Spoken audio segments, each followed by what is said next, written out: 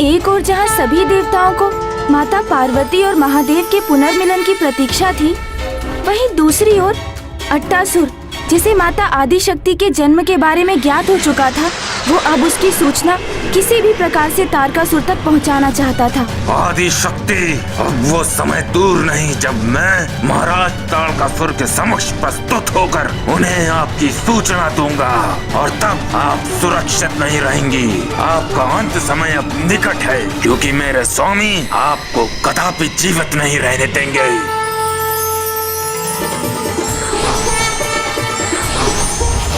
कामदेव! कामदेव! कामदेव!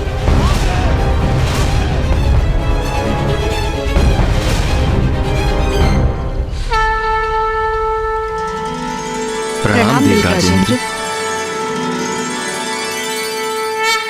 देवराज, क्या हुआ? आप इतने क्रोधित और चिंतित क्यों प्रतीत हो रहे हैं? देवता संकट में है और ऐसे समय में भी आप दोनों को नृत्य सूझ रहा है। अद्भुत! क्या आपको तनिक भी चिंता है देवताओं की? देवराज, ऐसा नहीं है कि हमें देवताओं की चिंता नहीं है, किंतु हम दोनों का अस्तित्व ना सिर्फ देवताओं के लिए है, अपितु संसार के संपूर्ण प्राणियों के लिए भी है। हमारे नृत्य संगीत से ही संसार भर में कामनाओं का विस्तार होता है और संसार के समस्त प्राणी अपने काम के वशीभूत होकर अपनी प्रजनन क्रिया को संपन्न करते हैं और इसी प्रकार संसार का चक्र आगे बढ़ता है। देवराज, आप इतने चिंतित, निरुत्साहित क्यों लग रहे हैं? क्या बात है? अंत निकट है। शीघ्र ही संसार का अंत होगा। फिर तो न संसार होगा, न जीव होंगे और न ही देवता। देवराज, यह आप क्या कह रहे हैं? संसार नष्ट होने वाला है? मैं कुछ समझा नहीं। आप कामदेव, संसार के प्राणियों में आप काम की भावना उत्पन्न करते हैं, उसे नियंत्रित करते हैं। इसलिए मैं आपसे अपने एक प्रश्न का उत्तर चाहता हूं। जहां पर काम की भावना की अत्यंत आवश्यकता है, वहां विरक्ति का भाव क्यों? यदि महादेव और माता पार्वती का विवाह होगा, तभी तो उन्हें पुत्र रत्न की प्राप्ति होगी और वही महादेव का पुत्र तारकासुर का अंत करेगा। और हम सभी कितने समय से इस क्षण की प्रतीक्षा कर रहे हैं, किंतु महादेव तो माता पार्वती की ओर देखते भी नहीं। वो तो सांसारिक भावनाओं का तज कर अत्यंत गहन ध्यान में विलीन है। इस प्रकार महादेव और माता पार्वती का विवाह कैसे संपन्न होगा? इसलिए अब आपको कुछ करना ही होगा। कामदेव, आप ही बताइए, मेरे मुख से ये चिंता सुनकर क्या आपको अभी भी विश्वास है कि आप अपना कर्तव्य पूर्ण रूप से निभा रहे हैं? कामदेव, आपको महादेव के भीतर काम और आकर्षण जागृत करना ही होगा। काम और आकर्षण जागृत करना ही होगा। काम और आकर्षण जागृत करना ही होगा।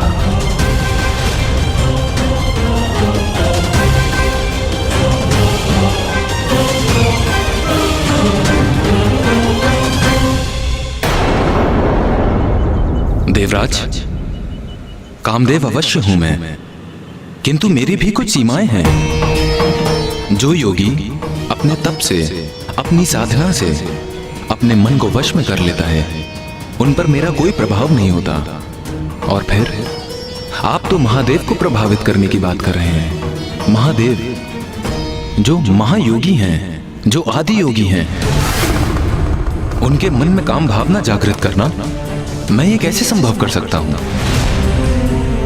मैं विवश हूं देवराज, मुझे क्षमा करें, मैं आपकी सहायता नहीं कर सकता।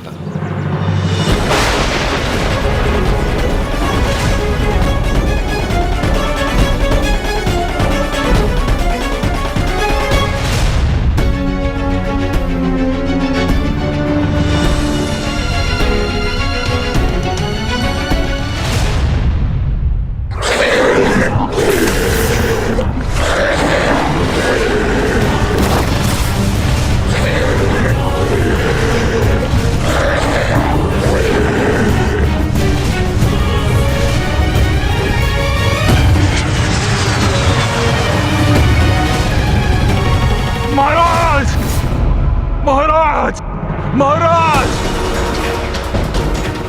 छोड़ो मुझे, छोड़ो। कौन है ये भिक्षुक? अति शीघ्र बाहर निकालो इसे। महाराज मेरी बात सुनिए, महाराज मेरी बात सुनिए। महाराज भिक्षुक नहीं, अट्टासुर हूं मैं, अट्टासुर महाराज, अट्टासुर महाराज। अट्टासुर? अट्टासुर! अट्टासुर!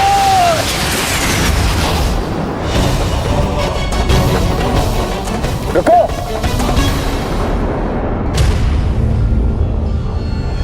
अट्टासुर, ये कैसे संभव है? तुम्हारा तो अंत हो गया था। हाँ, मेरी मृत्यु हो गई थी महाराज, किंतु फिर पुनः पुनर्जीवित किया गया मैं। किंतु मरे हुए को कौन जीवित करता है मूर्ख? महाराज देवी आदिशक्ति, देवी आदिशक्ति, देवी आदिशक्ति। हाँ महाराज, और देवी आदि शक्ति का जन्म हो चुका है, वो भी एक मानव रूप में। अब तो वो 16 वर्ष की आयु भी प्राप्त कर चुकी है। आप सावधान हो जाइए महाराज, शीघ्र उन देवी का कुछ उपाय।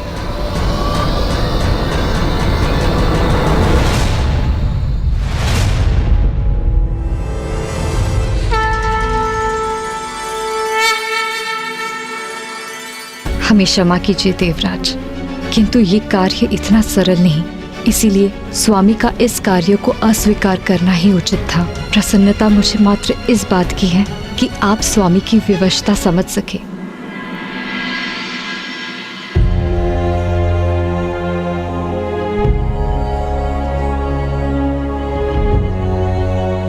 दाता की परीक्षा दुर्भिक्ष में और एक शूरवीर की परीक्षा रणभूमि में, एक मित्र की परीक्षा आपत्ति के समय में, और एक स्त्री की परीक्षा उसके पति के असमर्थ होने में ही होती है।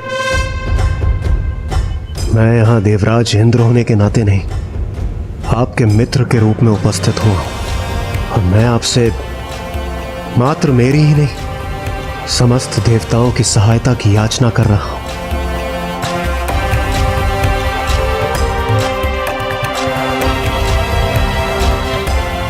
आज आपकी मित्रता की परीक्षा है कामदेव।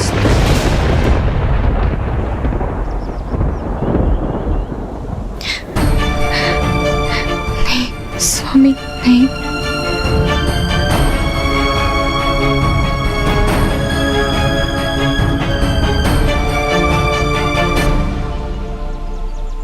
मित्र इंद्रदेव, यदि मैं समर्थ होता तो मैं आपकी सहायता अवश्य करता। यदि आप मुझे ये आकर के कहते कि कोई तप करके आपका सिंहासन पाना चाहता है, तो मैं अपनी समस्त शक्तियां झोंक कर उसकी तपस्या भंग करने का प्रयास करता और आपके सिंहासन की रक्षा करने में आपका सहायक बनता। किंतु आप तो मुझसे अनुरोध कर रहे हैं कि मैं महादेव की समाधि भंग करने का प्रयास करूं, जो कि असंभव है। यह तो स्वयं जलती हुई अग्नि में हाथ डालने के समान है।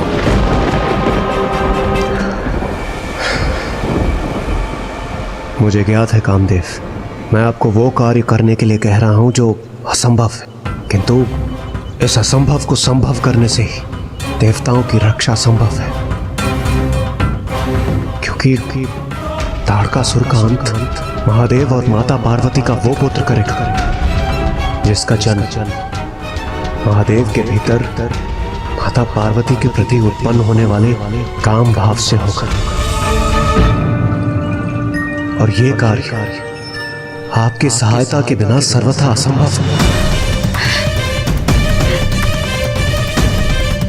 धृष्टता क्षमा कीजिए देवराज, परंतु आप ये समझने में असमर्थ क्यों हैं कि महादेव महायोगी हैं, माता पार्वती उनके निकट है, फिर भी उन्हें उनकी उपस्थिति का आभास भी नहीं हो रहा, अर्थात उन्हें अपने भावनाओं पर पूर्ण नियंत्रण है।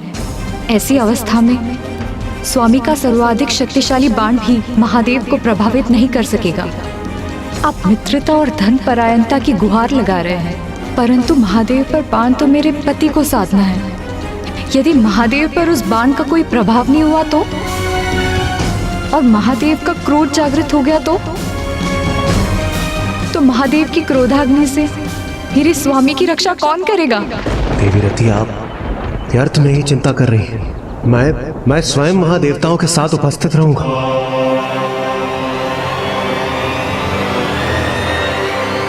मेरा विश्वास कीजिए, कामदेव को कोई हानि नहीं होगी।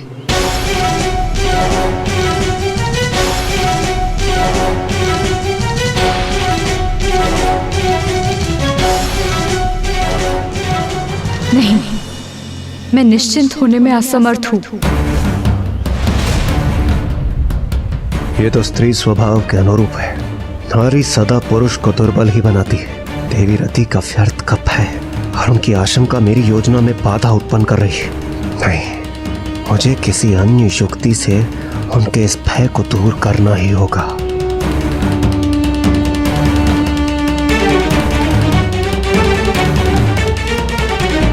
देवी रति, आप नारायण की पुत्री हैं। आपको कदापि चिंता नहीं करनी चाहिए। और वैसे भी आपको चिंता, आशंका, ऐसे भाव कदापि शोभा नहीं देते।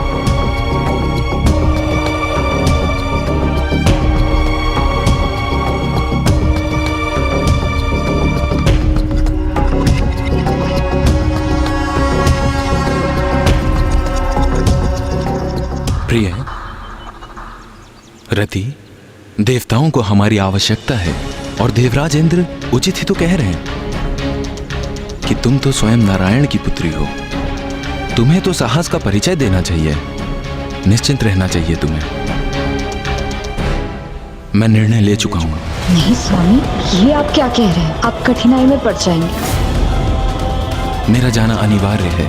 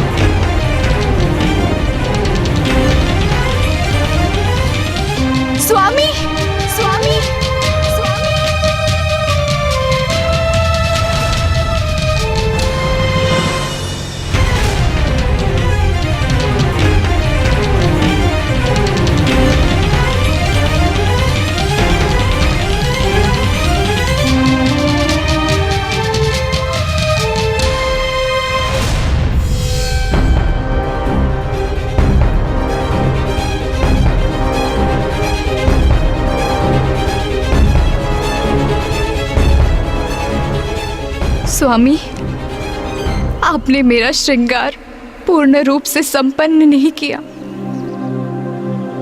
आपने मेरी मांग को सुहाग के चिन्ह सिंदूर से सुशोभित नहीं किया।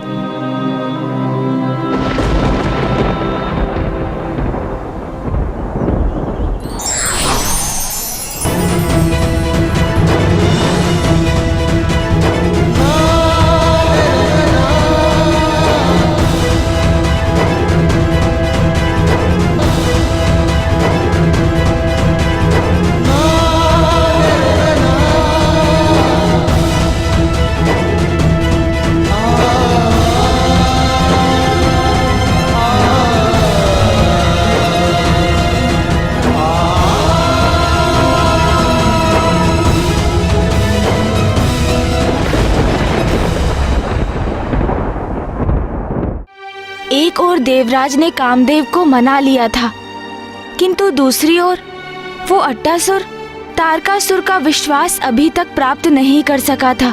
किंतु ब्राह्मण देवता अट्टासुर तारकासुर के भवन में प्रवेश कर माता आदिशक्ति के मनुष्य योनि में जन्म लेने की घोषणा तो कर चुका था ना? ये तो सत्य है महाराज, किंतु तारकासुर इतनी सरलता से इस सत्य को कहां स्वीकार करने वाला था?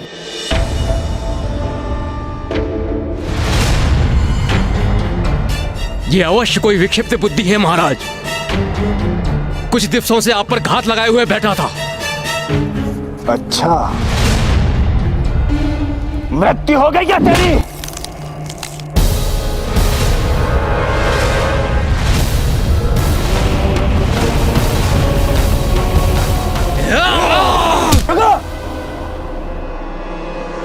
मेरा विश्वास कीजिए महाराज, मेरा विश्वास कीजिए। वो जन्म ले चुकी है, एक मानव शरीर में फल फूल रही है महाराज।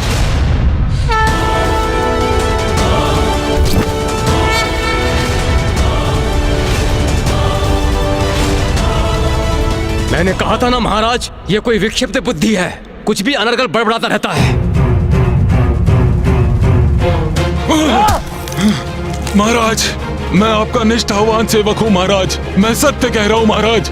वो वहाँ है महाराज। मुझे एक अवसर दीजिए महाराज, कृपया करके मुझे एक अवसर दीजिए महाराज। मैं स्वयं आपको ले चलूंगा कुलदेवी आदिशक्ति तक। मेरा विश्वास कीजिए महाराज।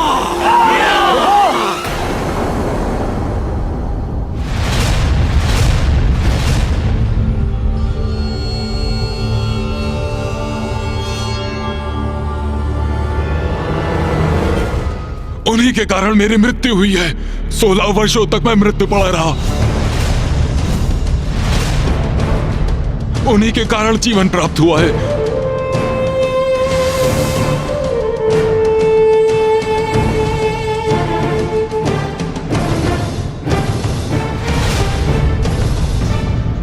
किंतु अब उन देवी का काल बनूंगा मैं। मुझे एक अवसर दीजिए, मुझे एक अवसर दीजिए, मुझे एक अवसर दीजिए।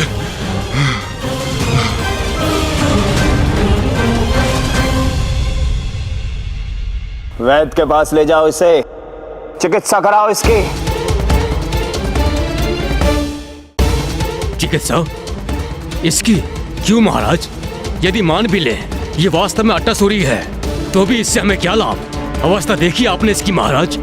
रात्रिसुर शैलपुत्री का वध करने के निरंतर प्रयास किए हैं मैंने। स्वयं मैंने उसका अंत करने का प्रयास किया, किंतु मैं उसका राजभवन भी नहीं ढूंढ पाया। कहां गया ये राजभवन? किंतु ये अट्टासुर, ये इतनी दृढ़ता से कह रहा है कि इसने शैलपुत्री को अपने नेत्रों से देखा है। और यदि यह सत्य है तो इसका स्वस्थ होना अति आवश्यक है। और उसके उपरांत मैं करूंगा उसका अंत।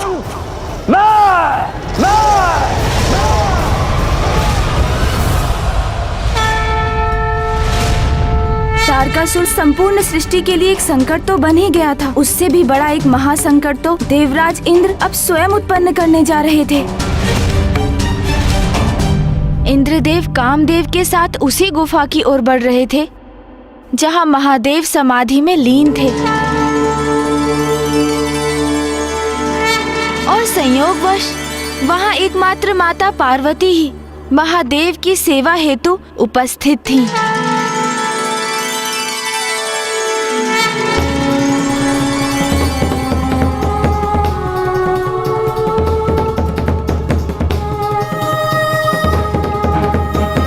कामदेव, ये वही गुफा है जहां महादेव स्थित है, और इस समय माता पार्वती भी वहीं पर है। उचित है देवराज, किंतु यहां से गुफा के भीतर तक देख पाने में मैं असमर्थ हूं। हमें और निकट जाना चाहिए।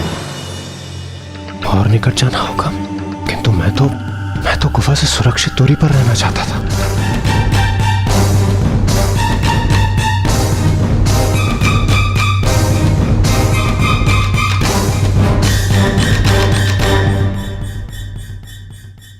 क्या हुआ देवराज? हाँ, कुछ नहीं कामदेव। कामदेव, आप तो अपने बाणों से लक्ष्य साधने में निपुण हैं। आप बेकार में चिंता कर रहे हैं। आप यहीं से अपने बाण चलाइए ना। देवराज, मैं कोई धनुर्धारी योद्धा नहीं हूं। मैं अपने बाणों का लक्ष्य साधकर प्रेम और अनुराग जागृत करता हूं। इसलिए अनिवार्य यह है कि मेरे बाण जिस पर लक्षित हों उस पर मेरी दृष्टि अवश्य होनी चाहिए। महादेव पर दृष्टि साधे बिना मैं अपना बाण नहीं चला सकता। चलिए, आइए देवराज। आप उचित कह रहे हैं, किंतु मेरा वहां जाने का क्या औचित्य है? इसलिए आप ही जाइए, मैं यहाँ स्थित रहकर सचेत रहूंगा और इस स्थान की रक्षा करूंगा मैं। मुझे महादेव के समक्ष भेजकर कदाचित देवराज स्वयं सुरक्षित रहना चाहते हैं।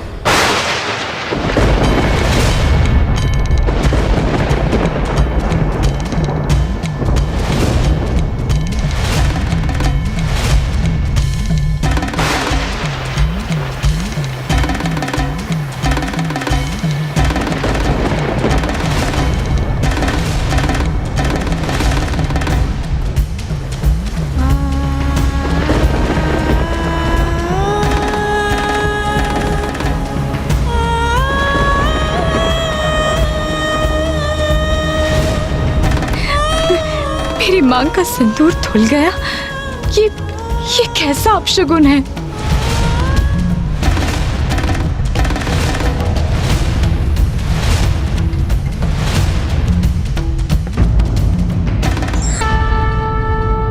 इंद्रदेव कामदेव के साथ उसी गुफा की ओर बढ़ रहे थे जहां महादेव समाधि में लीन थे, और संयोगवश वहां एकमात्र माता पार्वती ही महादेव की सेवा हेतु उपस्थित थी।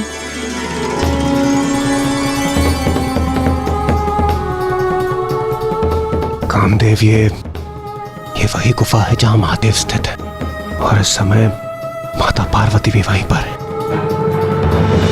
उचित है देवराज, किंतु यहां से गुफा के भीतर तक देख पाने में मैं असमर्थ हूं। हमें और निकट जाना चाहिए। और निकट जाना होगा, किंतु मैं तो गुफा से सुरक्षित दूरी पर रहना चाहता था।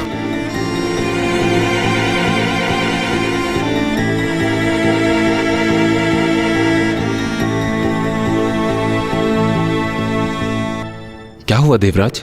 हाँ, कुछ नहीं कामदेव, आप तो अपने बाणों से लक्ष्य साधने में निपुण हैं। आप बेकार में चिंता कर रहे हैं। आप यहीं से अपने बाण चलाइए ना। देवराज, मैं कोई धनुर्धारी योद्धा नहीं हूं। मैं अपने बाणों का लक्ष्य साधकर प्रेम और अनुराग जागृत करता हूं। इसलिए अनिवार्य यह है कि मेरे बाण जिस पर लक्षित हों उस पर मेरी दृष्टि अवश्य होनी चाहिए। महादेव पर दृष्टि साधे बिना मैं अपना बाण नहीं चला सकता।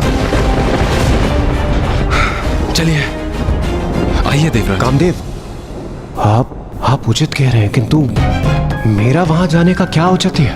इसलिए आप ही जाइए, मैं यहाँ स्थित रहकर सचेत रहूंगा और इस स्थान की रक्षा करूंगा मैं। मुझे महादेव के समक्ष भेजकर कदाचित देवराज स्वयं सुरक्षित रहना चाहते हैं।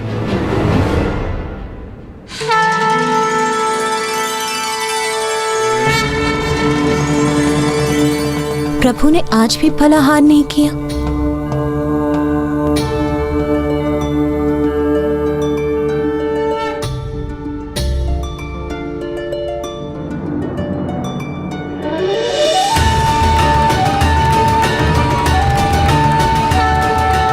प्रभु, आज पुनः मुझे अपनी सेवा का सौभाग्य देकर मुझे कृतार्थ करने के लिए आपको कोटि कोटि धन्यवाद। किंतु अब मेरा अपने निवास लौटने का समय आ गया है। कल प्रातः मैं पुनः यहाँ उपस्थित होंगी। ये मत भूलिए देवराज कि आपके अनुरोध पर मैं यहाँ देवताओं की समस्या का समाधान ही करने आया हूँ। इसलिए आप इस कार्य में मेरे साथ भागीदार हैं, तो फिर मैं वहाँ अकेला क्यों जाऊँ? यदि आप कुछ और कर नहीं सकते तो मेरे साथ वहाँ चल तो सकते हैं ना? उचित है फिर चलिए, और विलंब क्यों, बढ़िए आगे।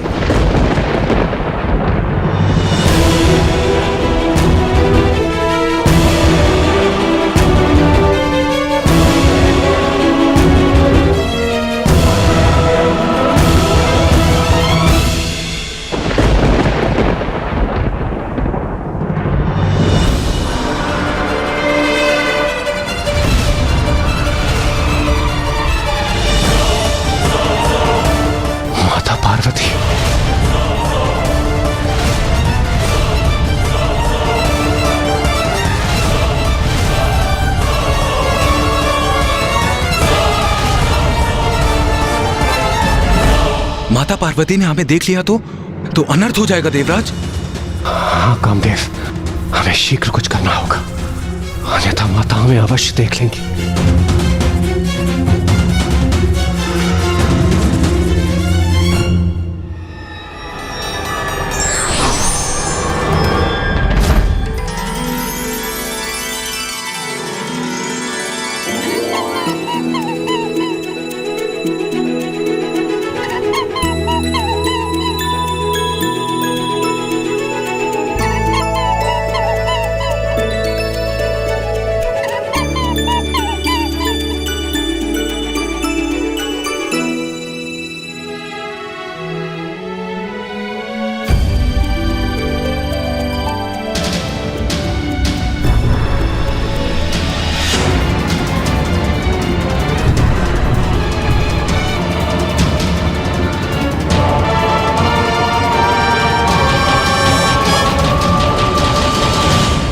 किसी प्रकार हमारी रक्षा हो ही गई। तनिक अवकाश ही शेष था, अन्यथा माता की दृष्टि हम पर अवश्य पड़ जाती। अब सब उचित है। चलिए देवराज, अब हमें यहां से लौटना चाहिए।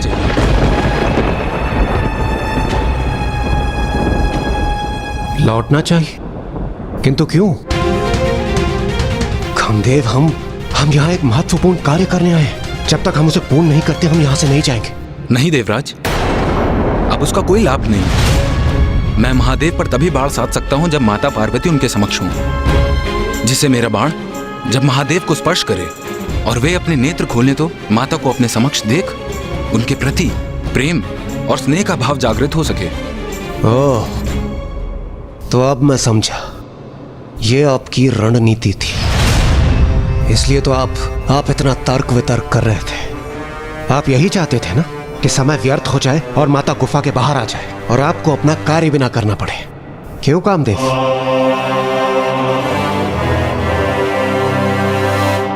ये तो उचित युक्ति अपनाई कामदेव ने।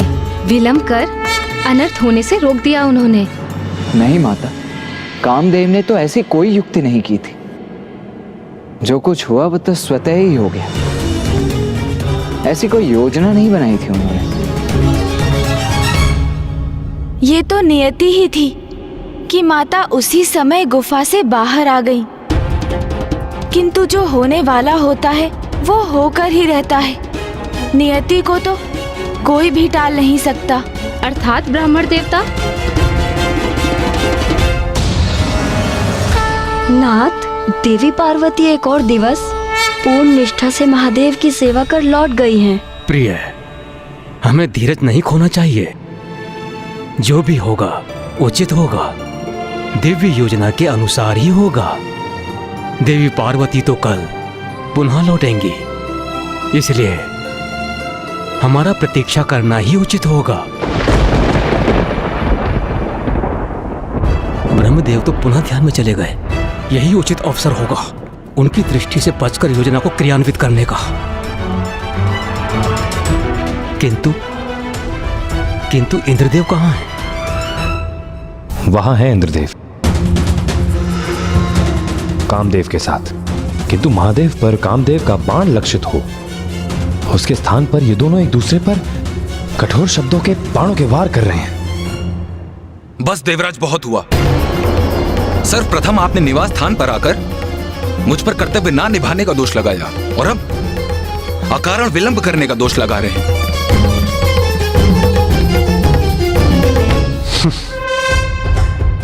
ये दोहरा मापदंड आप अपने पास ही रखिए कामदेव।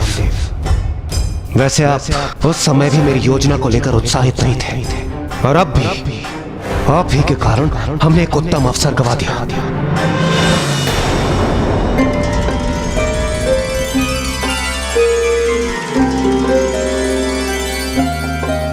ओहो, मैंने शेष रहे बासी फलों की टोकरी तो गुफा में ही छोड़ दी। कहीं उससे दुर्गंध न उत्पन्न हो।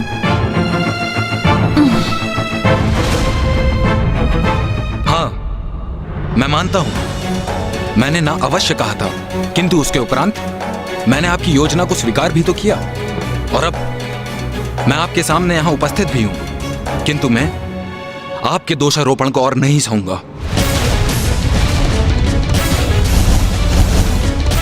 कामदेव, कामदेव रुकिए।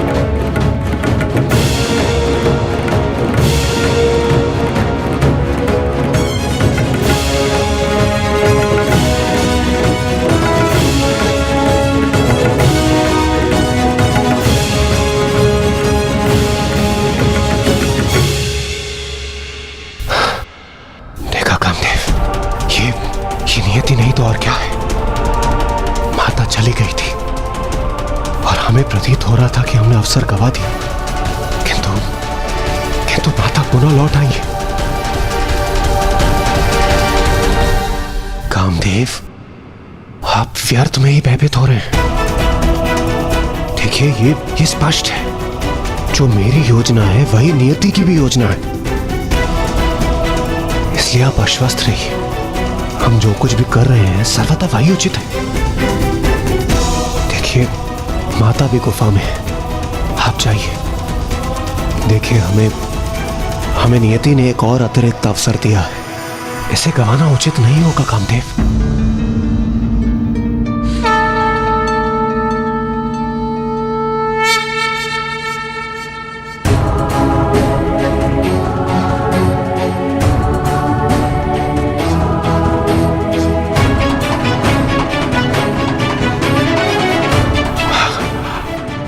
आइए कामदेव, आइए। करूंगा, मैं जगत कल्याण के लिए सब कुछ करूंगा।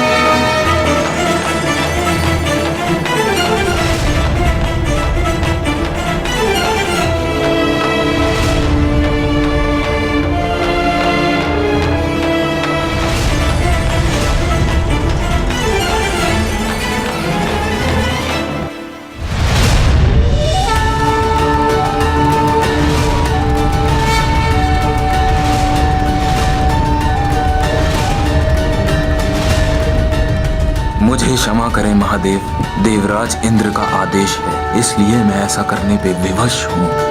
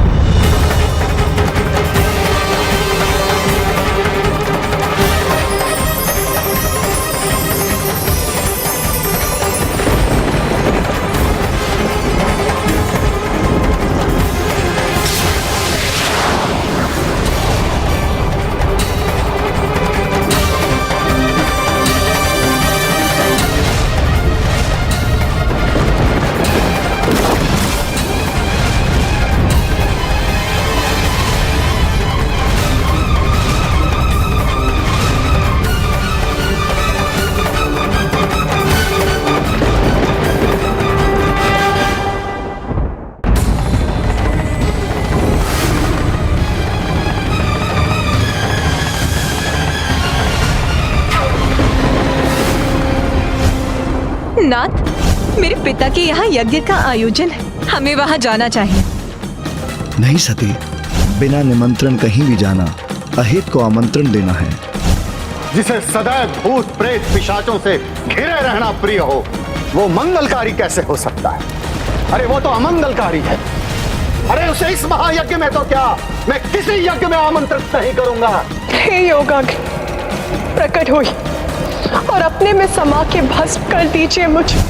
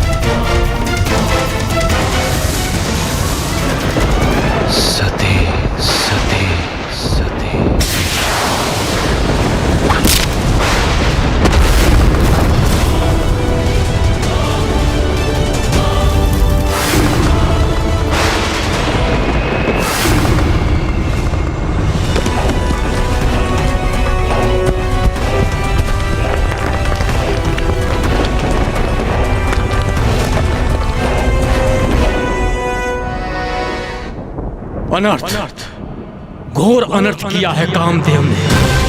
हमें अभी वहां जाना होगा।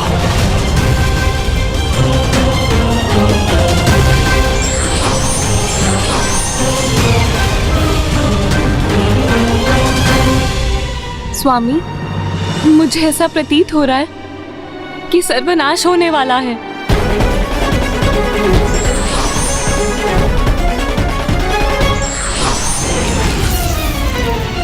देवगण, इंद्रदेव, ये क्या अनर्थ कर दिया आपने?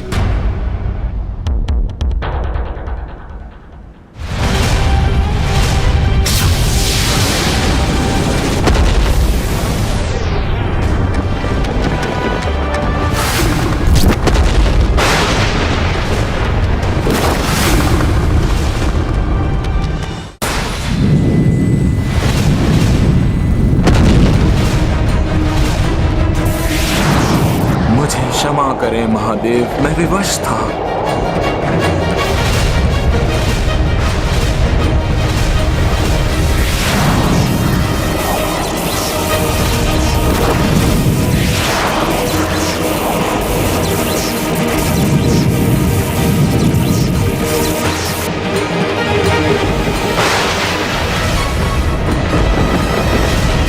मेरा जाना अनिवार्य है।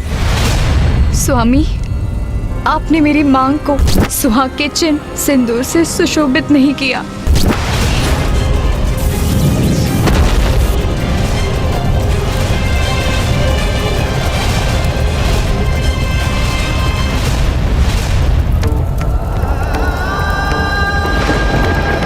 महादेव की क्रोधाग्नि ने कामदेव को भस्म कर दिया।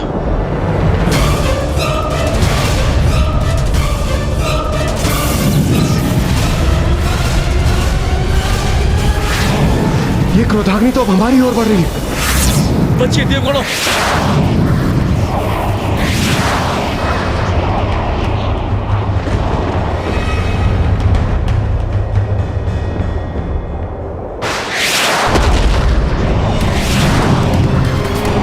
बहुत बड़ा अनर्थ कर दिया इंद्रदेव आपने। समाधि में स्थित महादेव पर काम इच्छा जागृत करने वाले कामदेव के बाण ने काम भावना के स्थान पर महादेव के भयंकर क्रोध को जागृत कर दिया है। और अब महादेव के तीसरे नेत्र से उत्पन्न हुई ये अग्नि पूरे संसार को भस्म कर देगी। सर्वनाश हो जाएगा, सर्वनाश।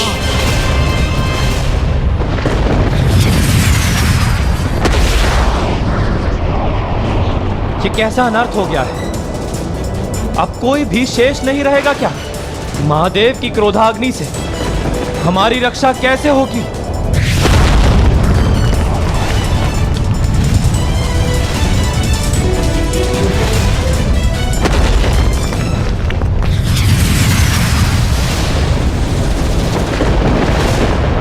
संपूर्ण ब्रह्मांड महादेव की क्रोधाग्नि से प्रभावित है। ऐसा प्रतीत पड़ता है जैसे सर्वत्र विनाशकारी अग्नि प्रज्वलित है।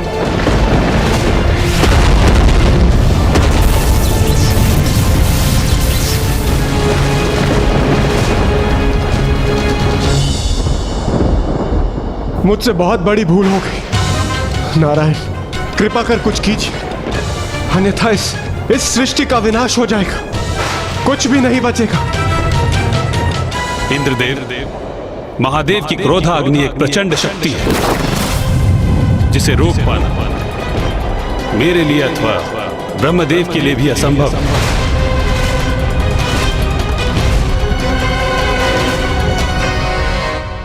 स्वयं ब्रह्मदेव और नारायण महादेव की क्रोधाग्नि को रोकने में अक्षम थे। हाँ महाराज, क्योंकि देवादिदेव महादेव तो संसार की समस्त ऊर्जा के स्रोत है। सृष्टि में जिसका भी अस्तित्व है सभी को उन्हीं से ऊर्जा प्राप्त होती है, और जब वो ऊर्जा विस्फोटक रूप लेकर प्रवाहित होती है तो फिर समस्त संसार में उस क्रोधाग्नि को नियंत्रित करने की शक्ति नहीं है, और उसे थामना तो कदाचित संभव ही नहीं है। तो फिर महादेव की क्रोधाग्नि से नष्ट होते सृष्टि की रक्षा का क्या उपाय था?